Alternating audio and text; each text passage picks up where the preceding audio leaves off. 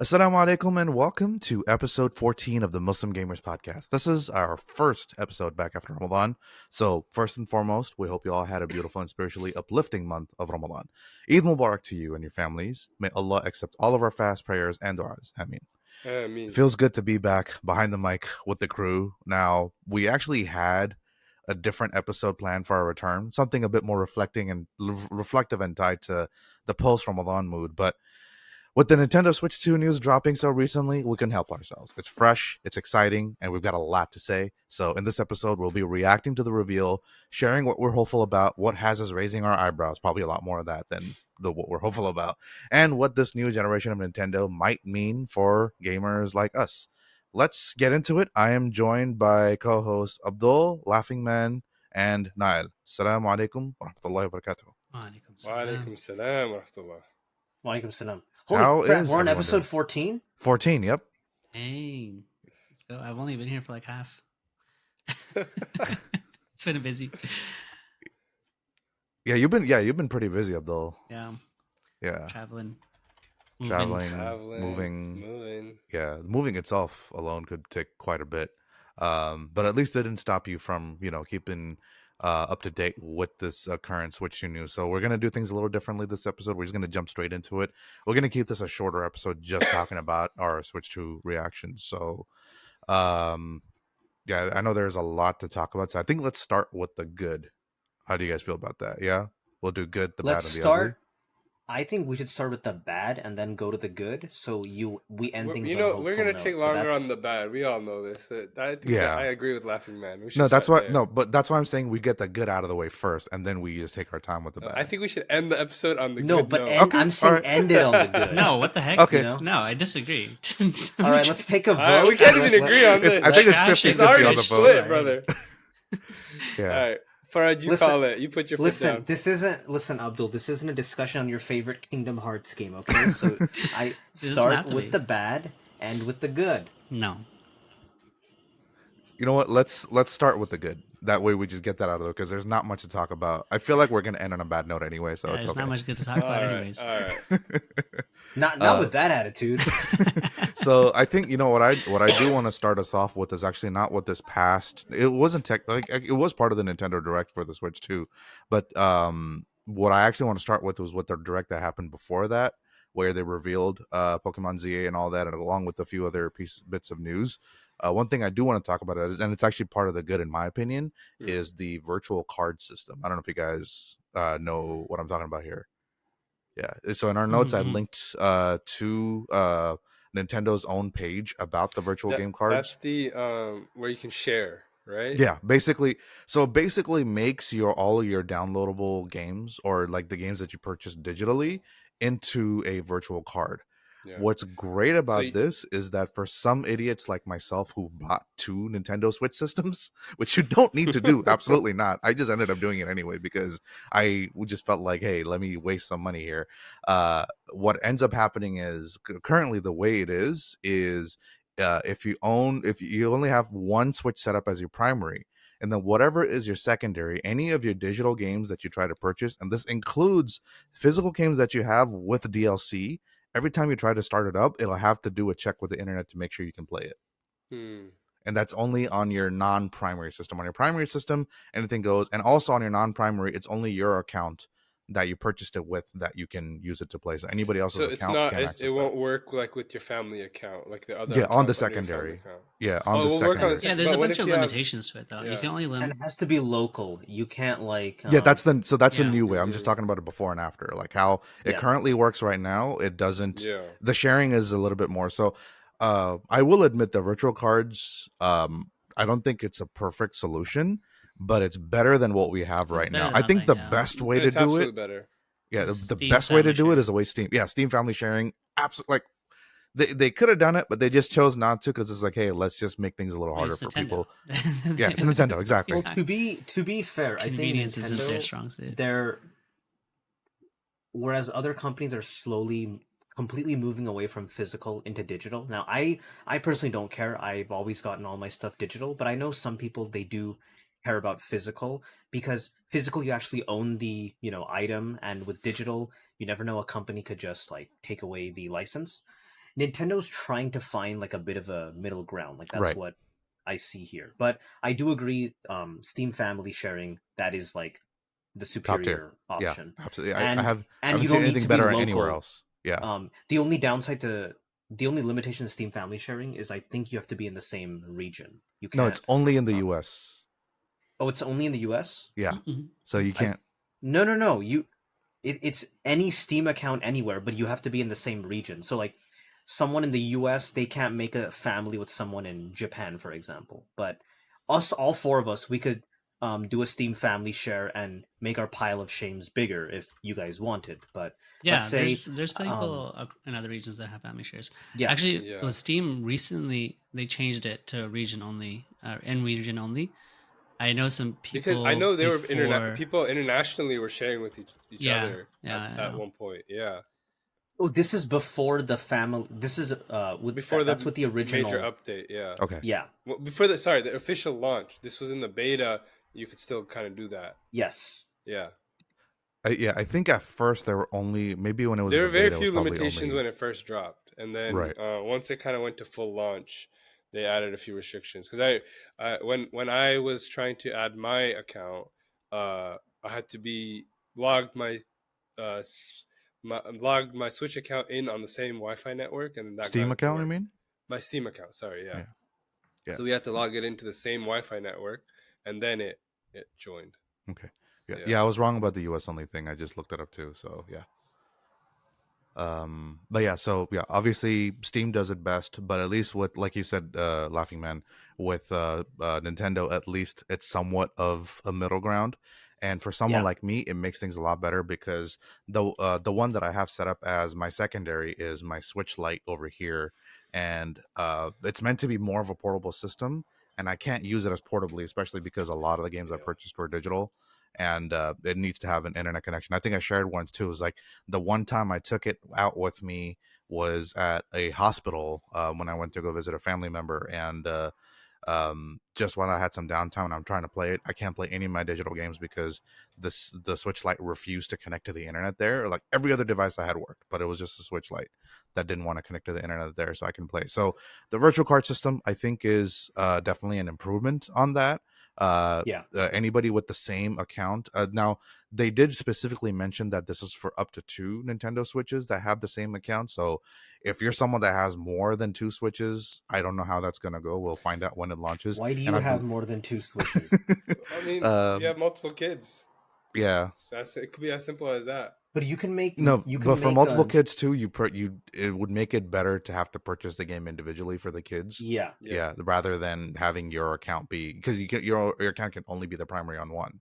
Mm-hmm. Because if your account is not the primary on another Switch, only any other accounts on there can't play the games that you own. Yeah. I think the consoles, like you guys were getting to, have to be local, at least on the same local Wi-Fi network, to be able to exchange the games. And you can also share the games. I don't know if it's within your family or to any of your friends for up to 14 days. And then after 14 days, you get the game back. It's family only. That's family only. Okay. Yeah. So 14 days, you get the game back. I think you can't play it simultaneously. You can't play it simultaneously. It's like you're basically giving them your game card. Steam share, Steam shares that way too. But yeah, so like I said, not perfect, but at least this is better than what we have. It's definitely a step. Yeah, because there's some games like my main Switch, I don't even call it my Switch anymore because it's my son's Switch, and there's games that he doesn't play on there that a bunch of indie titles that I want to be able to play. It's attached to your account. Yeah, it's attached to my account, so I can't play it. Like there's always a bit of a delay where it's like, oh, I got to check with the internet first to see if you're allowed to play it. So that's my take on that. How do you guys feel about it? I mean, I think you guys already shared overall. My wife and I. So my wife had a light, from before when we got married, and then so when we got married, it was just such a headache to get it to like log into both accounts, make sure it's not overriding each other, and then like the Switch isn't wiping the other save. So then finally we get that situated, and then it's like, oh, okay, now we have to not play both games right away. You have to let the Switch update over Wi-Fi before you switch over to the other Switch. Mm-hmm. Yeah, it's just so you're not overriding your saves. What are you about to say, Abdul? No, I haven't had this issue. That's because I don't have multiple Switches, so that's fine. Yeah. See, Abdul smart right there. But yeah, I think that was about it to talk about the virtual cards. Moving on to the next bit of quote unquote good part of this is game sharing, where it works very similar to Steam Remote Play for select title, and it works only for select titles and not for anything. Basically, if there's local multiplayer enabled for some game, your friend gets basically is streaming the game from their Switch or Switch 2 to be able to play that. Not only works for the Switch 2 to be able to host the game, I don't think the Switch 1 can host the game. And this will require a Switch Online membership after March 31st, 2026. So they're charging us for LAN play. That's only what after that sounds like. Yeah, only after a year of having it for free. Oh my god. Yeah, well, not LAN play. It's technically, I think it works online as well. It's LAN play. Yeah, no, it's because it works online as well. That's what I'm saying. Okay, it does. Yeah, but that's only between Switch 2 to Switch 2. Gotcha. For it to be LAN, the Switch 1 only works when it's on LAN. Gotcha. Yeah. So, I mean, this is a good feature for people that might not have, like this would work great. Actually, no, I don't know if it'll work great for Smash because with all the lag and everything, maybe for something like Mario Party. Yeah. That's, a little bit more. They already Mario Kart. Yeah. No, I'm just saying something that's a little more turn-based rather than something that's real time where, even a little bit of lag could mess you up. So, I mean, have you guys ever done the 2 Switches LAN play for like Smash or Mario Kart? No. For Mario Kart, yes, not for Smash. Yeah, there isn't that much lag. Like it's no because with this one, yeah. No, because with this one, what it is the other person doesn't have to own the game. Okay. Yeah, because I've tried that feature out with the Steam Remote Play, where I think it was with not Turtles in Time. Sorry, Teenage Mutant Ninja Turtles: Shredder's Revenge. It's pretty decent. Where I didn't own the game, but it was like I was there, with my friends playing it as a second or third player. I think we tried it with Road Redemption as well, and it works pretty decent. Nice. But with the Nintendo, it's only going to be a few select games, which they haven't fully announced what that list is. But I think this is good for people that don't own the game that want to play the game with their friends. It's like Split Fiction or Takes Two. Yeah, that's what I was thinking. Yeah. It's a good game for Split Fiction. Yeah. It's a good system. Yeah. Moving on to the next one. This one kind of we already expected with the new console. It's going to be better, more powerful, hardware-wise. Why is this a bad? Let's go. Abdul, tell me why it's bad. Well, explain the good, and then I'll explain why it's bad. Explain the good. Okay, all right. So, in technical terms, it's updated hardware. Right? Yeah, it's updated hardware. Okay, so they don't tell you the details about the hardware. We still don't know what CPU or GPU they're using. It just says custom processor. Custom NVIDIA processor. Real quick, this isn't me defending Nintendo, but when has Nintendo ever said, "Oh, these are the technical specs, and here's how many teraflops"? Xbox does that. PlayStation does that. Nintendo Nintendo wants you to think of it as a black box. They don't want you to know. They're kind of anti-consumer. They're purposefully not putting it on there is because they know it's older hardware. Yeah. Older, less powerful compared to what's currently out there with the PS5. They make a lot of old games. I would be shocked if we could because they still want to keep, because Nintendo's goal, right, is to make their margin make a decent margin on the hardware still. How about I list what they actually have announced, and let's talk about that real quick. So one is it's touted to be more powerful. We don't know what the custom NVIDIA chip is, but they are saying it's a better screen that on the handheld itself. It's an LCD screen though, which is really disappointing. It's an LCD screen with HDR. Now I will say LCD is not a bad thing because there are people where there's a specific type of OLED that's pretty popular, and I think the Switch OLED has this too, where some people are super sensitive to the way the frames are shown on the OLED, and they'll start getting migraines after just a few minutes of playing, not even hours, like maybe 5-10 minutes. This new Samsung Galaxy has that as well. I'm saying that because one of my coworkers had that issue and had to switch out. He was super excited for getting the new Galaxy, and he had to switch it out because it has that OLED issue. And I believe he said he experienced the same thing with the Switch OLED. And the only way for him to be sure to not have that issue is to not get OLED. So that has to. It's kind of like some people they can't play any first person games whatsoever. They get extremely motion sick. That can can be slowly adjusted.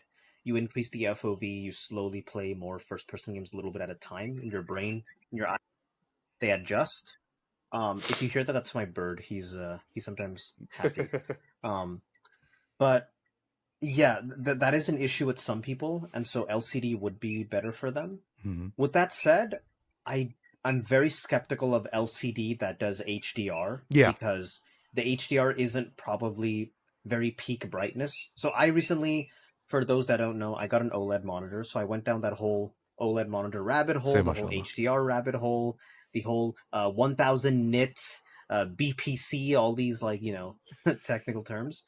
And yeah, LCDs, because the technology, they can technically do HDR, but it's probably not going to be very bright. Like, it's not very good. It's a very weak HDR, which in some sense probably looks a little washed out. Yeah, right. You might as well don't use the not HDR. have HDR. Yeah, that's been the case for like TVs older TVs. Yeah, I'm most interested in getting their supposed 120 FPS and 1440p resolution. That's what they claim. So one thing they said is they never used the word frame per second. They said 120 hertz screen. No, it says literally, if you go to the official website, I'm reading right now, supports 120 FPS when 1080p and 1440p resolutions are selected. No, I'm talking about in the video when they were breaking it down. Oh, yeah. They only said hertz. Hertz is not different from FPS, is it? It is and it isn't. It is, yes, but and not under the numbers that we kind of deal with. It's basically 1-to-1. Basically, it just means it can do up to 120 hertz and it'll sync properly. And but it's not 120 locked. It's not 120 locked. I mean, 120 max. Yeah. And it'll probably support a bunch of different other frequencies as well. But it's up to 120, and that's only with select games. So probably, I don't know, some indie title that's only doing pixelated graphics, definitely be able to do that. But something like, I think they did say for Mario Kart World Tour is going to be 120. What is it? Super Mario Odyssey ran at 60 on the Switch 1. So like a Mario or even Mario Kart, I could totally see it. I don't know if it'll go up to 120, but I could see it breaking above 60, maybe 90 potentially. But like, let's say Elden Ring or Cyberpunk, I don't think it's on the Switch 2. I would be surprised. I would be very pleasantly surprised if it went above 60. Yeah, that let's get to the third party games later. But the one thing they did say that I think quite a few people are like, finally Nintendo's caught up to somewhat of the current generation, is that when it's docked, it can do up to 4K 60. So and they confirmed officially that it will have DLSS. I think there's some sort of upscaling in there. Mouse because mode it uses the NVIDIA. It's the only console that uses. Everyone else uses AMD. It's the only console that uses NVIDIA chips. Yeah, except for PlayStation, they use an AMD chip, but their upscaling is called PSSR, which is built off FSR. It's a proprietary rebranded. Kind of. I just wanted to make the pisser joke. That's why. Anyways, crickets there. Mouse mode for select titles. Mouse mode seems like a gimmick. I'm gonna be honest. I'm not. Why are you? Wait, why? What's now the it purpose? Sounds like you're hating for the sake of it. When are you gonna plug in a mouse to your Switch, bro? No, you're gonna use your Joy-Con as a Switch. Your Joy-Con as a mouse, but like, okay, if you're playing, sorry. Listen, you're gonna have Metroid a desk Prime in front of you while you're playing docked, and have it. I might try it out. Like, I don't. No, bro. At that point, just pull out your PC. Some people don't have PCs. Laptop. Or laptop. For some people, some people don't have that. And for some people who want to play Metroid Prime legitimately, without going elsewhere, but they want to play it using mouse controls because playing an FPS with a controller is stupid. This is good. But you need the other part. You're insulting a lot of our audience by you saying have a mouse. But just plug in an actual I'm mouse. sorry. And hold on. Anyone who plays anyone who owns a PC and they play an FPS with a controller, stop holding yourself back. Like, Okay, that's fair. That's a better way to say it. Like as someone who's played FPS on consoles, it's a miserable experience. Yeah, it's a miserable experience. I know some people. It took them some time to adjust, but once they did, they're like, "How did I ever play an FPS with a controller? What was I doing? What was wrong with me?" So yeah, I mean, it's. I don't know. We'll see. We'll see. I mean, I'm sure the first party titles will find a way to have use for utilize it but more. I don't see it. It does to me. I agree with you, Abdul. Like it just feels very gimmicky. Like it's a Switch. What are you doing? I don't think it's a reason someone should get a Switch just to play mouse. Of course not. No. But I like that at least it's an option. Listen, no. I think why did you spend so much time developing this part of the technology when you could have spent your R&D time and budget on something else? Okay, hold on. So this is where I put on my conspiracy hat real quick because I think that all they did is repurpose the gyro aiming, which is already there in the Switch One. That's what I'm saying. How do you know they spent a ton of time? I don't think it still takes time. It still takes time. It still takes time and testing, and this doesn't just happen like someone built it out. I'm not saying it magically appeared, but you guys are acting like, oh, it took them years just to make this. It definitely took a couple months. Okay, for sure, even if it only took 2-3 months, that's 2-3 months you could have spent doing something more. Let me just put it more FPS. It's a good marketing thing, but I don't. Again, yeah. No, but here's the other thing. One, I've mentioned this before. One of the reasons I will never buy a console and never see myself getting one, except for the Switch, because well, yeah, Pokemon's on it.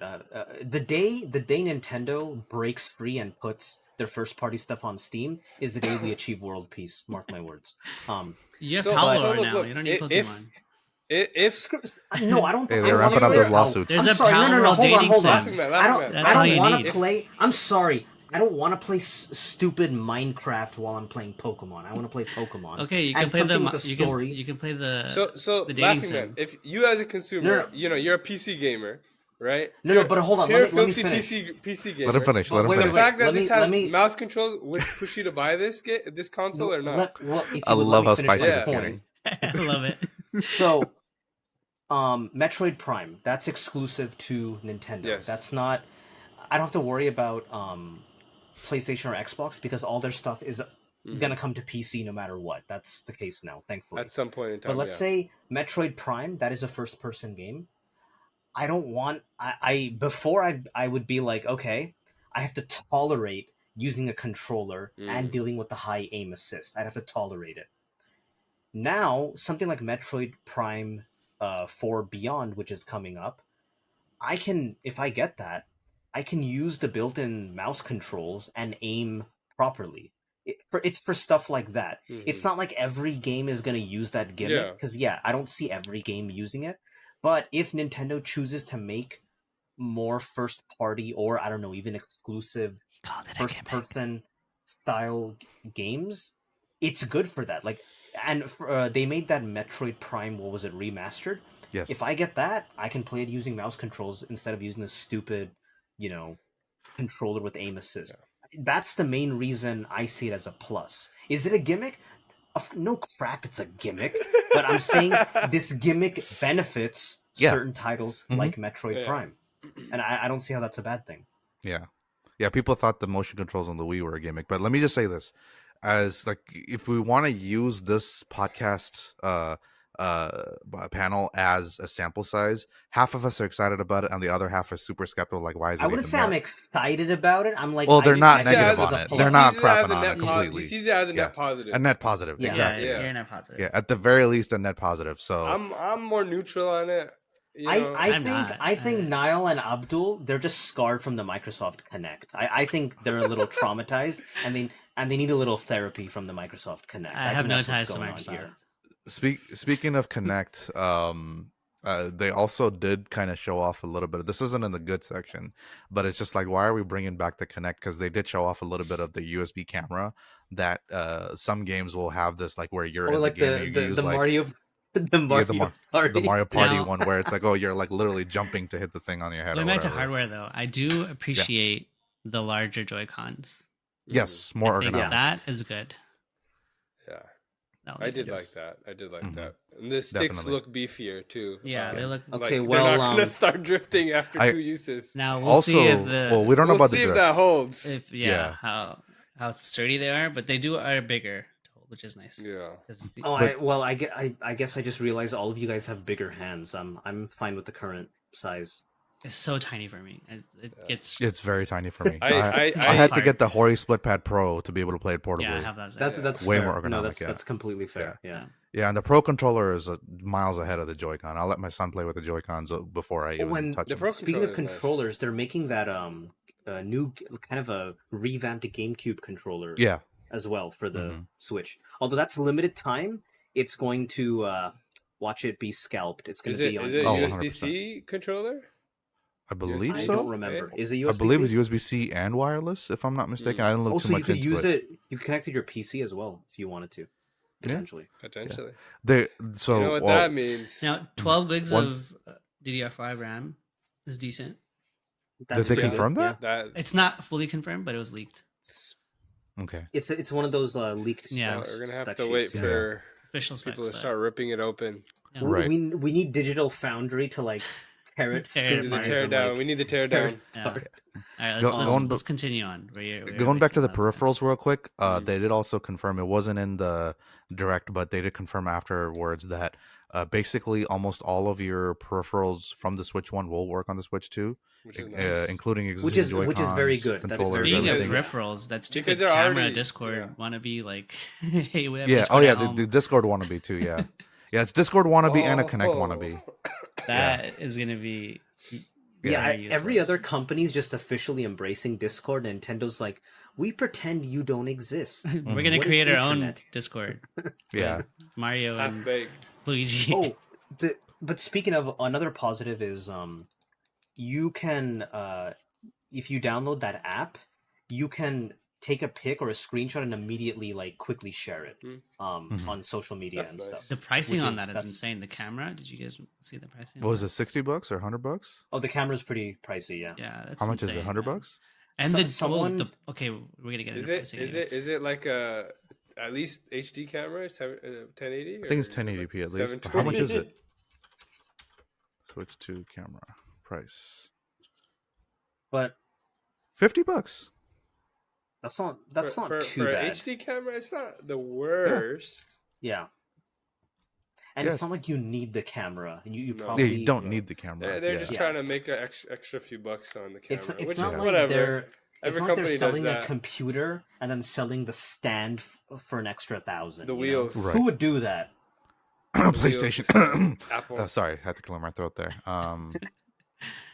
Let's. Where are my notes? But two pluses for me. The first one is, I'm a simple guy. Scarlet Violet's getting a free performance enhancement. I was gonna get Legends, the upcoming Pokemon Legends ZA, but if you saw the trailer from the Direct, it did look kind of choppy. You could see it's 30 frames. But when they showed off the footage during the Switch 2 Direct, that thing was silky buttery smooth. Now, I'm hoping it runs at 60 FPS. But I'll be okay if it runs at a consistent 30. A consistent you can even get 30 out of Scarlet Violet in the Switch 1. No, exactly. Switch, yeah. You could barely even get 30 out of it. And both Zeldas are also getting a perform. Although you got to pay for it, but still, that's also good because even Breath of the Wild. I'd pay for Zelda to get. Yeah, Breath of the Wild, which is a Switch release title, it would still chug at several points. And the second plus thing, although people in the U.S. you won't be getting this thanks to a certain orange man's tariffs. They did put a system on their website. If you want to pre-order the Switch, you have to register and show that you own the Switch 1 and have at least 50 hours of gameplay time to prevent scalping. There's two additional conditions to that. Oh yeah, you can. I don't remember the other two, so you could go into those. So the other two are, one, you need to have had an active Switch Online subscription. Yes, for at least a year. Oh, it can be a family, but either one. Primary on the family, I think. And you have to be the primary, the one that's actually paying for the membership. Yes. So but you have to have. So that takes me out because I only had a free trial of Switch Online when it was like a giveaway on Amazon Prime or whatever. But I never found a reason to play online or for any of the other benefits of having Switch Online. So that automatically gets me out, which I'm okay with because I'm not gonna get it at launch. Same. I've never played my Switch Online. It's purely been an offline console for me. Yeah. I was paying I for an use it online for account, Pokemon trading. But like actually recently it got messed up because somehow my account was paid for over a year, and then like I turned off automatic subscription so it could finish that first year and then go into the next one. But then once the first one finished, it canceled the whole thing. So I gotta like contact Nintendo and figure that out. Yeah. Sucks. Yeah. The nice thing is Nintendo support. I've called them a couple times for some minor stuff. The fact that you can actually call them is amazing. They're actually very in this helpful. day and age. Yeah. Rather than having to deal with the AI chatbot. But yeah, that and the fact that they're actively taking, it's not like some half-assed NVIDIA paper launch measure where it's like, oh, play this stupid verification game. Verify the CAPTCHA, please. Like, they're actually like, they're just you're actually checking your Nintendo account. And, you're a human? Okay. Prove that you own this Switch, played on it, and, like, sub to on. Like, so I'll applaud them. More companies need to take that measure. Yeah, I think that is good. It is limiting some people, but it's better to at least have stock available for people that actually want to play it rather than scalp it. With that being said, one quick question on that, just to get your guys' opinion: do you guys think the Switch 2 is actually going to sell out enough? Yes, absolutely. I think it's 100%. Okay. I think even with the tariffs and everything that are coming up, bro. Okay. I mean, what do you guys? I think what's the anticipated price with the tariffs? Like 500, 600, 600. That's what some rumors said. I think people will still go for it. Okay, but enough to where it sells out. They'll get less games, but they'll get the Switch. Here's my evidence. Hold up. You guys. Bro, people were spending $1,000 on PlayStation 5s when that's literally what I was gonna say. The PS5 Pro, when it was announced, there was a lot of discourse like, is it worth it? People were just a little bit, but it didn't sell out. $1,000 sold out. People were paying. It was sold out for a little bit. PS5. Yeah. Oh no, it was the scalpers that were having trouble. Double the price just to get their hands on it. So people will pay because people want their entertainment. Okay. If people stand in line, if the world is burning down, people want to at least be entertained while it's happening. If people stand in line every year for a new iPhone, it's burning down. that barely has any new features, a new iPhone. If people stand in line and the line goes around the entire block, of course they're gonna do it for this. It's gonna sell out. It's Nintendo. Yeah, it's always gonna sell out. I don't think me personally, I'm not gonna get it on launch. Me neither. But I'll wait and get it. Yeah, I'm not gonna get it on launch either. Yeah, I'm getting it once Legend ZA release date is announced and it comes out. But I'm gonna try to get, as I was telling you guys before we started recording, I'm gonna try to get a secondhand copy, or even a refurbished. Even my 3DS, which I own, it's a refurbished copy, and it works completely fine. I'm hoping to just grab it off a scalper that realizes they can't really sell it. That, or I'm gonna look into. There you go. Or I'm gonna look into when report cards go out in my area, and that's a good. Check that's a good one too. Yeah, that's a good one. All right, let's get going. Yeah, let's jump. I think there's a couple more things. One is what games are coming out. Actually, before that, they did also announce GameCube games for that is nice. Switch Online. Oh, virtual. Yeah. So they're gonna virtual console it. Virtual console. It's locked into the membership. You don't own any of the games. We can talk about. Since I think within this whole group, I'm the only one who's the FromSoft fanboy. Let's talk about Duskbloods. Yeah, I wanted your opinion on this specifically.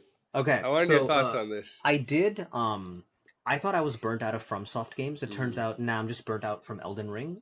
Over this past month, and a little bit before that, I did finish Dark Souls Remastered. I played OG Dark Souls years back, but I did finish Remastered, and then replayed Dark Souls 3 with the DLC. I never played the DLC before, but I started a new character, replayed all of that, and then I was like, wait, no, I'm enjoying this. It's just Elden Ring that burnt me out. And then currently, I'm playing Sekiro.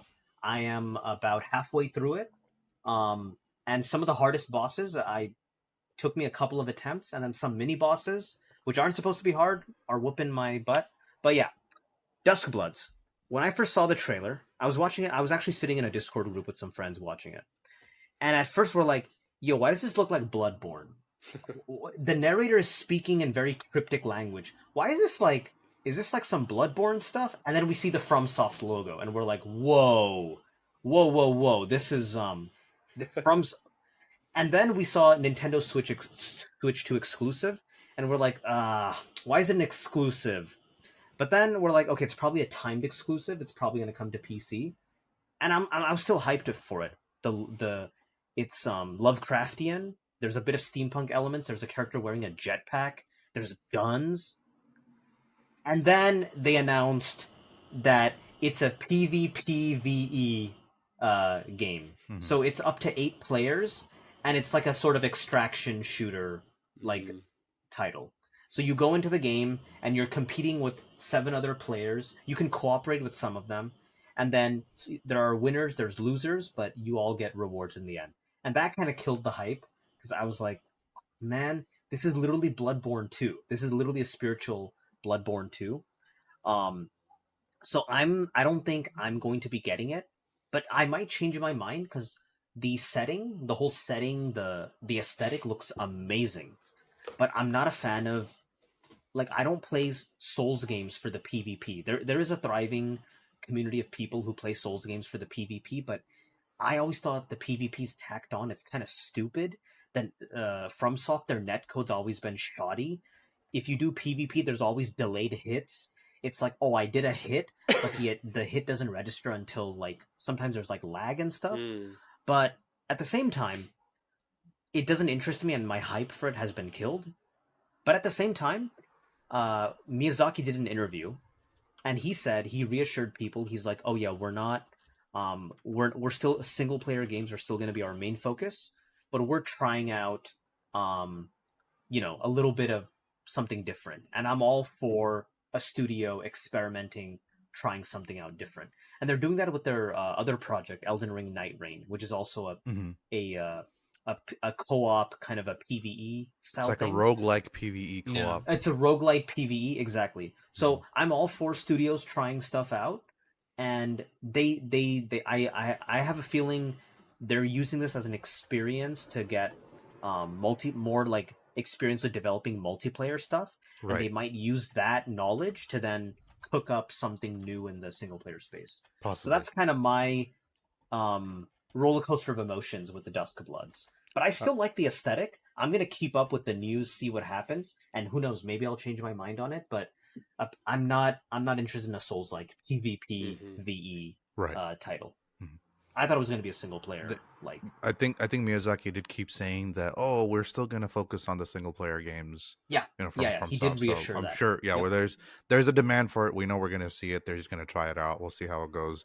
Maybe this leads to better drop and drop out co-op in the future Souls-like games, which I will never, get a Souls game for that purpose, because I'm the guy that plays Souls games on a modded easy version. So hey, sue me for that. That's blasphemous.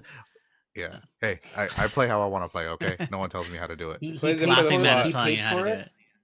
He paid he paid for it. He's playing offline. He can mod it. He can make it however easy he wants it to. His game. Yeah, I agree. That's fine. Play how you want. I think one last thing. One last thing to mention there is a built-in 256 GB storage. So at least we're not stuck with 32 or 64. It's not bad. Oh, that's the starting Steam Deck. How do you guys feel about micro SDs won't work? You have to buy micro SD Express. That is bad. That's in the bad. What do you guys? Okay, let's think about that. Okay, let's start off with the bad. Yeah, that's the first bad. That's absolutely bad. 100% bad. Terrible bad. I agree that yes, okay, at least the new micro SD, the Express micro SD cards are faster, leads to better load time, better performance. But that means you're locking out people that bought a bunch of I got a bunch of micro SD cards that will not work at all on a Switch 2 if I ever get one. And micro SD SG Express cards are expensive. I think they are expensive. The 1 terabyte one is like 200 something bucks. Yeah, they're ridiculously expensive. Yeah. Now, so definitely bad. What if they release? Because Nintendo, this is what they do. There's gonna be a Switch 2 XL, a Switch 2 XL OLED, a Switch 2 Lite, a Switch 2 Lite OLED, and if they release, all those 4 or 5 versions, if they do a Lite version, what if that one does use micro SD cards and doesn't need an express one because it's weaker, maybe slightly weaker hardware? I don't think they would do that. I don't think they would do that either. It would be an additional change on their supply, their supply chain. Exactly. That's fair. That's completely fair. It'd be more work on them just to get it to work with older stuff. To add another like component like that into their hardware production cycle. Oh yeah, that makes complete sense. Yeah. Just from that perspective, I don't think they would do that. When did micro SD express cards? When did they start being manufactured? This is the first time I was hearing about it. It's been around for a bit, but like it's not common. Even me as a photographer, videographer, I'm not usually going. Yeah, you don't even use micro SD as a photographer or a videographer. No, I do. You do? It depends on the camera. Yeah. It depends on the camera, but mostly people get something that can support like compact flash or SD. Yeah, regular SD cards. But there are certain cameras that you need it for, especially when you're flying your drones and stuff. Oh, yeah, for the drones. Yeah, they only take the micros. Right. Your drones, your action cameras. All right, let's talk about the price. Yeah, so for us privileged Americans here, we're probably going to be experiencing, much because it was announced at $449. Okay, let's take the tariffs out of the windows for a second because we're not sure if tariffs are actually going to be a thing. A lot of people think that it's just a play to get the market to crash. Anyways, $450. It's working. Yeah, it's definitely working. $450 base price for Switch 2 is a lot. That is a lot. Yes, it's a lot, and I don't think it's a fair price. But does it follow does it follow inflation? Based on it's a little bit more. Switch 1 price to Switch 2 price. No, Switch it's actually closer. So it's closer. Yes, and that would make it closer to like $380 now. The Switch 2 price now, but corrected for inflation, is closer to the original NES, which back then gaming was considered an expensive hobby to begin with anyway. So and they are releasing a region locked Switch 2 in Japan that's $330. Interesting. So I know it's region locked because the yen is weaker right now compared to. So I know Abdul, myself, and Nael are married. Laughing Man, I'm not going to share if you are or not, but maybe might be an opportunity to get a Japanese wife and get a cheaper. I believe he just said that. I was wondering where this was going with that. I was wondering where this was going. I was not That's the joke I'm seeing on Reddit. Like everybody's hey, cheaper Switch 2 in Japan, or there's a dude in a kimono. They're trying to repopulate again. So. All right, moving on. Back to the price. Okay, so you guys, I don't think my issue with the pricing is the 80 for digital, 90 for physical. 100%. But the actual and the Joy-Cons themselves are $90. I think. Yes. Yeah, but the actual console, it didn't bother me as much because prior to the Switch 2 release, when everyone was like drowning in rumors, everyone expected the price to be in the 400 to 500 range. Like, so that wasn't a big shock for me necessarily. Mm-hmm. But I think people expected that with an LED, with the OLED. OLED, yeah. Yeah. Oh, that's fair. I could swallow 450 with the OLED. Yeah, with the OLED, I would have been that is a fair point. Yeah. With the LCD panel, and then on top of that, $90 games. It's ridiculous, man. Physical games. So I think $90. I know there's a whole conversation about game inflation, prices, blah blah. But just as a pure sticker shock, pure the numbers we've seen throughout our lives, $90 is crazy. I gotta say. So I should say one thing about the $90. That's not going to be for every Switch. Yes, every Switch 2 game. Every single title. It's only been confirmed for the physical version of Mario Kart. 80 to 90, whatever. Range. I think Metro was Donkey Kong is going to be cheaper. You also have to think that doesn't include DLC. Right. That's just base game, $80. Does Mario Kart actually get DLC? Yeah. Yeah, it does. Yeah. It Well, does. I think the current Mario Kart 8 has only been getting it through the Switch Online, where you just have to have the membership to get the extra tracks and whatnot. Donkey Kong. No. You had to buy a $15. I think it was $15 season pass. There's extra season pass to it. Okay. And then you get over every few months they were releasing the tracks after that. Oh, I see. Okay. I thought there was something included with the online subscription as well, just through Switch Online for Mario Kart. It may have been some other. But that's additional on top of that. It's okay. So Donkey Kong Bonanzas is $70, which is kind of what the Switch one towards the end was going towards, and a lot of industry norms as well. The one thing a lot of people have been saying is that the reason Mario Kart World specifically, that's what started this whole, scandal, like $80 digital and $90 physical. If you look at the bundle, because if you pre-order the Switch, for those of us who are lucky enough to live in Canada or Europe or other places, there's a bundle deal. And if you look at that bundle deal, Mario Kart World is definitely a lot cheaper if you get it with that bundle. So some people wonder if this is Nintendo's way of like price anchoring. Get the bundle, guys. Get the bundle. Yeah. And that's why they kind of inflated. But it kind of begs the question, why Mario Kart World? If Donkey Kong is, 70 and all the other stuff is going to be like 60, 70, why is Mario Kart World specifically like 80, 90? Because Mario Kart is a lot more. It was $25 for the expansion pass. Oh, wow. Yeah. Yeah, but Mario Kart is definitely their more popular franchise compared to Donkey Kong. That's okay. And it's the same thing with the Switch one. It was a Mario Kart launch. Oh yeah, because I know they didn't even need to make a new Mario Kart for Switch. No, a lot of the time the Mario Kart is the launch game that they bundle with. I know several friends who are like, yeah, I'm not getting the Switch 2. And the very next day they're like, oh yeah, guys, my wife who loves Animal Crossing and Mario Kart, she asked me kids love Mario Kart. That's like the easiest game. No, to exactly. But even boomer grandmas who don't, game at all play Mario Kart. But going back to the pricing though, even if it's not going to be a standard like $80, $90, the fact that they tease that, they've just opened the floodgate. Every single game developer, like all AAA game developers, going to see that and say, "Oh, all right, we're just going to charge that." We can charge that. You did hear the rumors about GTA 6? Yes, might be costing $100, right? Yeah, and for sure. So this is that.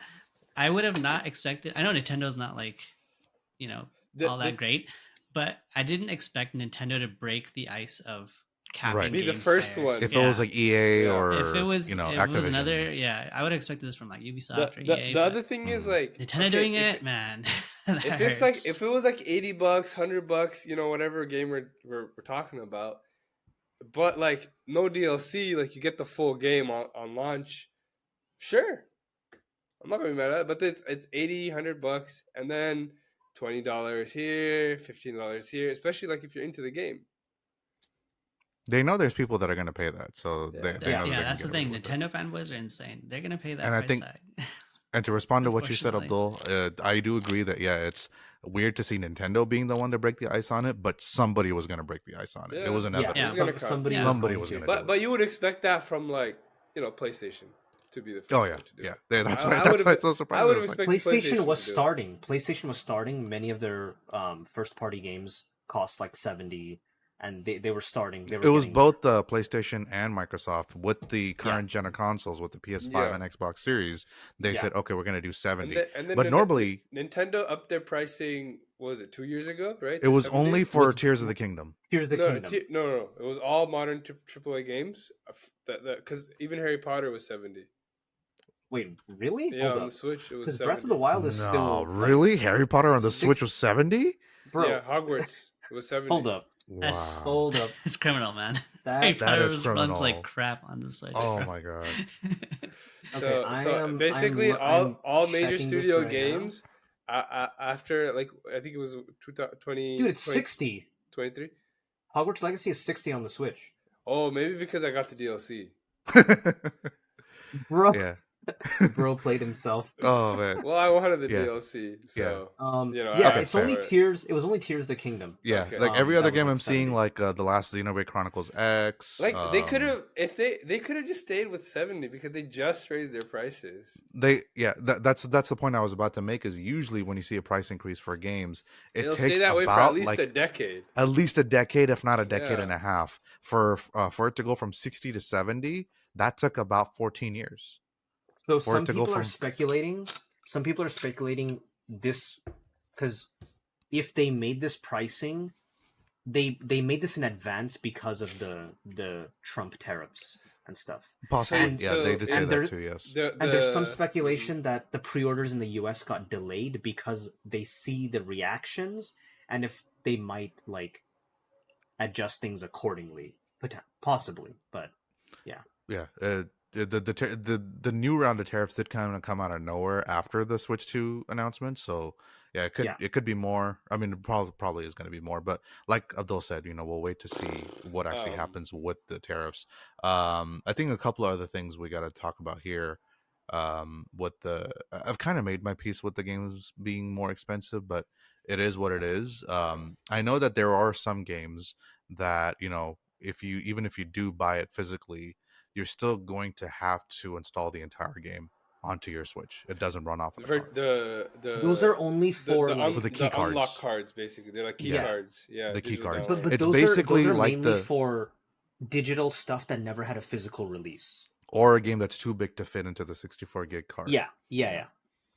Like I have a strong feeling Cyberpunk, if not the base game, if not the entire game, then at least put the base game on the card and make the DLC as it's gonna. There is no base game. It's gonna, if you buy it on the Switch 2, it's the whole Ultimate Edition only. Yeah, then that's gonna be a close to a 100 gig download, maybe 70, 80 gig download. So if they depending on how much texture compression they did and audio compression as well, I could see them fitting it in. Mm-hmm. Elden Ring. This is what I find hilarious. The Elden Ring version, they're calling it the Tarnished Edition. And I was like, that's a really funny way of saying this is a downgraded, graphically downgraded version. Yeah. But hey, for people to play Elden Ring on the go, I think there's people that want that, whether it's downgraded or not. Yeah, it's called Steam Deck. I've seen some people, because of this, they're getting a Steam Deck instead. A couple of friends. So, I've seen that. I think the Steam Deck is a better buy for sure. You can. Yeah, if you don't care about Nintendo first party stuff, Steam Deck is. I mean, if you really want to, you can emulate. In Minecraft. Yeah. There you go. Yeah, we don't want to get a dox. I just said emulate. Shut down. Yeah. It's very generic. Yeah, Nintendo don't come after us. Let's see, what else did we not hit? Oh, so there was this, I forgot who actually broke this report, but there was some report that certain third-party games that are, because we knew that there's going to be quite a lot of backward compatibility of Switch 1 games on the Switch 2, but some have said that currently there's quite a few third-party games that don't even launch, one of those being Doom Eternal on the Switch 2. The Switch 1 version of the game will just straight up not even launch, which I think could be an easy fix through a patch or something. But the fact that we're not getting a full, like, they're probably going to work on it, it's probably going to be better. But yeah, it does bring some concerns. You got to be there's an indie. I saw the news of this indie game dev. He's making a game for the Switch, but it won't launch on the Switch 2. But he said, without breaking, contract NDA, he's not worried. He's like, eventually, he thinks that everything will launch on the Switch 2. And given the way he worded that, I think it's going to eventually be fixed. But yeah, okay, I'm going to be real with you, Faraj. Who the hell is getting a Switch to play Doom Eternal? Yo, you know what they might, third-party game that people might get a Switch 2 for? Hollow Knight Silksong. Is anybody else? I'm glad you brought that up. Wait. It came out of nowhere. Before you take off your clown makeup, it said 2025. It didn't give a concrete release date. Mm-hmm. So do not take off the clown makeup yet. I'm still. But it's on a Nintendo official showcase. Oh yeah, but it was a brief, like, matter of fact, like, just threw it a couple seconds in there. But that's more than what we've had so far. Studio's been dead silent for like 2 years, and they pop it into Switch 2. Last year, someone asked the official Xbox account on Twitter, "Is Silksong releasing this year? Can you confirm?" Yes, we can confirm. It will be releasing this year. That was 2024. It never released. We all became clowns. Our noses got bigger. We squished into that clown car. So I'm not holding my breath. All right. No, I agree. I think it's fair. Until 2026, baby. Until I see an actual release date, like full on November, December, whatever. my clown makeup stays on. That's fair. I agree. But okay, there is no reason for Silk Song to be on there. But it's at least it's real. Right. It's real. It's being worked on. Mm-hmm. So yeah. To go back to what you said, Laughing Man, I do know that there are some people that will want, or I wouldn't say they'll get a Switch just to play Doom, but it's for people that have a Switch that don't have anywhere else to play a game like Doom. Yeah, that's an option for them. That's completely fair. It's just, in my experience, if you're not on PC, most people, for something like Doom Eternal, they're going to play it on console because the PlayStation's much more powerful. Yeah. But the Switch is, like, what was it? Mortal Kombat. On the Switch, it was awful. So it's just... absolutely terrible. Yeah. Yeah. So I'm kind of like, if you're already interested in something like that, you're probably going to be playing it on better hardware. But yeah. I think one more thing I do want to mention is their Switch 2 welcome tour. Did you guys see that? Why is that paid? Why is that paid? Exactly. Why is that? And it seems more like it's like an interactive manual for the Switch 2. Yeah, like Steam Deck has that aperture, but it's free. It's free. Why? That should... Imagine if PlayStation, what did they have? It's that, Astro's Playroom. Yeah, imagine if they charged for that. This is what Nintendo. Yeah, I will say this: Astro's Playroom. So I played Astro's Playroom. It was good enough to be charged for it, but the fact that they included it for free just like made it, hey, that's awesome. Plus, and same thing for Aperture Desktop. The fact that they included that for free, that's great. So yeah, the fact that it's a paid demo. I want to see who pays for that, and I think they should be named and shamed. No, I want to see who from my friends list is paying for it so that I can unfriend them. I think that's more. Ooh, good job. That's a good one. Oh, that's smart. Yeah, it'll be like, hey, I know to keep my distance. I gotta unfriend Faraj. Now it's like, I'm gonna turn off my activity publicly. Why would I buy it? I know how to use a machine. Exactly. Yeah. So let's go ahead. I know we've been yapping on for close to an hour now. Let's give our concluding thoughts on like what I know we've kind of talked about it, but let's go ahead again. And Laughing Man, I think you're probably going to be the only one that's going to get it sooner than anyone else of us here from the podcast. So why don't you tell us first your concluding thoughts? Long overdue. This should have been a mid-generation refresh instead of a brand new console, in my opinion. Because I say this because originally there were rumors of a Switch Lite and a Switch Pro. The Switch Lite came out, the Pro never did, and the rumors were because COVID supply issues, and because the Switch One is still a bestseller. Why would you release a new mid-generation to compete with your bestseller? But better late than never. I'm glad. I was going to skip out on it, but once I saw it's getting performance enhancements for the games I'm interested in, that is the biggest, seller for me. But the pricing is questionable, and with the tariffs, we might end up paying $600, and if that's the case, I might delay my purchase, but we'll see. So yeah, I'm moderately excited, mainly for the performance boost in Pokemon and Zelda. But other than that, I'm not like that impressed by everything else, because like a PlayStation and Xbox, a PC does all that, but better. But hey, I'm a simple man. I buy Switch. I buy a Nintendo console just to play Pokemon. I'm one of those people. So cool. Thanks for that, Laughing Man. Nael? Yeah, I mean, I'm excited just because new generation of Nintendo finally means we get some new main Nintendo line games, right?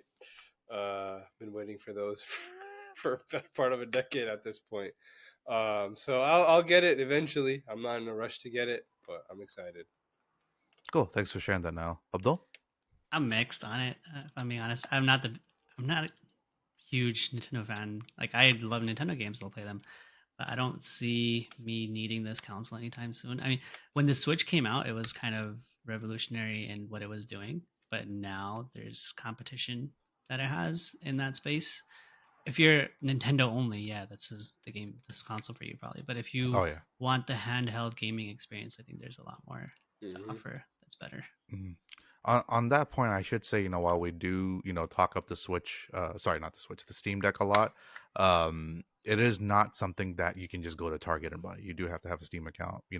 It's a few hoops to buy it, but if you are willing to go through those very tiny hoops, you're in for a hell of an experience. And if you really don't want to, like and Rogue Ally is also also there. Steam Deck competitors, exactly. Rogue Ally. Yeah, Rogue Ally. Yeah, and the others. Rogue Ally X, I hear people put a modified version of SteamOS called Bazite on there. Basically runs like a Steam Deck. Wait, okay, but enough of Steam Deck.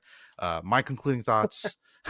For sure, seeing the price alone and the price of the games, I definitely knew that I wasn't going to get this at launch. Game prices up to $80 and $90 for physical is definitely breaking my heart, but it's inevitable considering all of our economic factors. I've made my peace with it.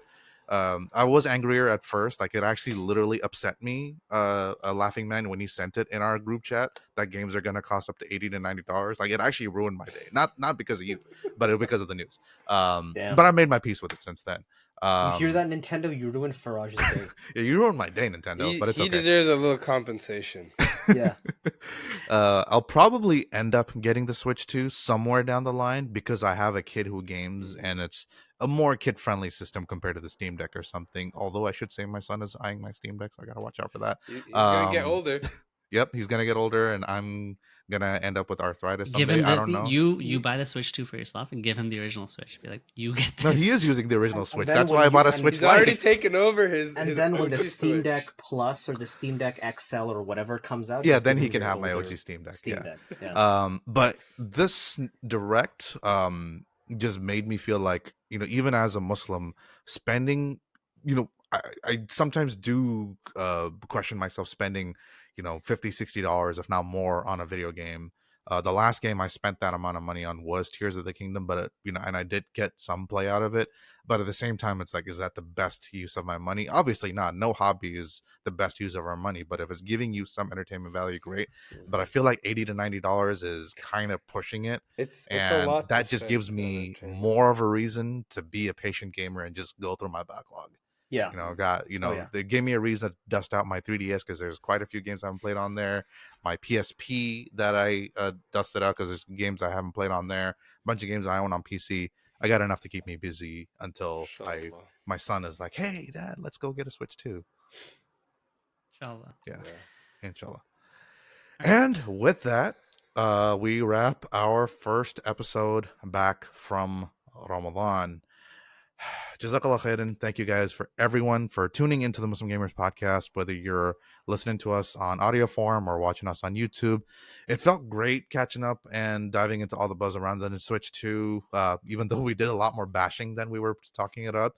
And we know that there's still a lot more to learn about this, so we'll definitely keep the conversation going as more news drops, which I know there's going to be more news dropping.